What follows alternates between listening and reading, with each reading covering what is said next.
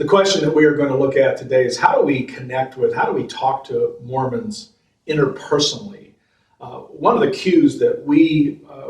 places we want to take our cues from is from John chapter 4, where we see Jesus communicating with a woman from a different religious culture, the Samaritan culture. They were people that were religious rivals to the Jews. And they were the competition spiritually. They had their own priesthood, they had their own temple, they had their own way of doing things, and they believed that they were the one true faith. Just as today, Mormons believe that they are the one true church. And so we've looked at how Jesus speaks with people from the Samaritan background, and we think that can inform us about how we ought to talk with our Mormon neighbors. But I think it's interesting in John 4 that when Jesus goes through Samaria, he meets this woman by the well, and the first thing he says to her is, "Can you give me a drink?" He does not initially raise spiritual issues. He points, she's come to the well to get a drink, he's come to the well to get a drink. He has come, and they have met at a point of common human need. And I believe that that is instructive to us. We need to be making connections with people. And to make connections with people, we're not going to make those connections over theology, over the differences, and between our respective faiths. We make connections where people live. And one of the things that we have found in our community, that it is all about family, it is all about kids. And so as we have raised our 4 children here in Utah Valley, what we want to do is we want to make connections with people. We love the things that they love. We love our kids, and our kids have been involved in the same teams. And now our children are grown up, and I've got grandkids, and we're involved with their teams. And I used to coach. I coached 9th grade football for a couple of years. I coached every little league sport you could imagine. These were all in an effort to create a connection with the people in our community. And as we do those things, we simply look for opportunities. I don't believe that we have to break down doors, but I believe people are naturally curious about who we are and what we're doing there. And people obviously want to know what we do. And when I tell them that I'm the pastor at Center Point Church, they want to know what that's like. Oh, that must be hard. That must be difficult. How do you like it here? We love it here. It's great here. And so what we do is we use this as an opportunity to affirm this connection that we have with people.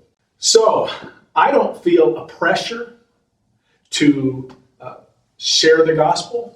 First time I meet with people, I never feel a pressure to share the gospel. What I am looking for are open doors. And when those doors open, take the opportunity to be a witness for Jesus Christ within that situation. Here's one of the things that I have found is really important. Mormons know when they are a project. And the reason is they have spent their lives making other people projects. So, I don't try to pressure people to come to church. If they ask me if they can come, if they can visit, I am grateful that they want to do so. I tell them when and where. We would love to see you. Basically, you just meet people where they are. But don't make people into a project, because nobody likes to be a project.